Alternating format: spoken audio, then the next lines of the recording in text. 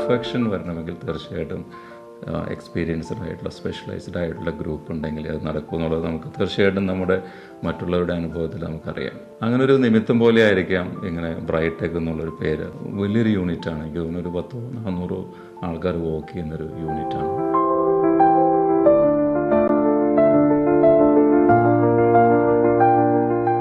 പക്ഷെ എനിക്ക് അവിടെ ഇഷ്ടപ്പെട്ടൊരു കാര്യം എന്ന് വെച്ചാൽ അവരുടെ ഒരു പ്രൊഫഷണലിസമാണ് ശരിക്കും നമ്മളെ ഏറ്റവും കൂടുതൽ അവരെ അട്രാക്ട് ചെയ്യാൻ കാരണം. ആദ്യം നമ്മുടെ റിക്വയർമെൻ്റാണ് ചോദിച്ചത്.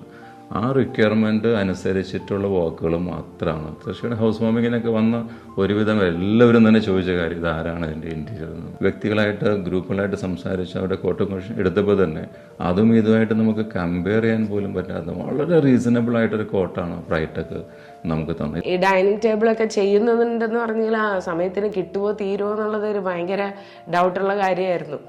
എല്ലാം കറക്റ്റായിട്ട് നമുക്ക് ആ ഹൗസ് വാമിങ്ങിന് മുന്നേ സെറ്റ് ചെയ്യാനായിട്ട് കഴിഞ്ഞു. അതൊക്കെ ഒരു വലിയൊരു ഹാപ്പിനെസ് ആണ്.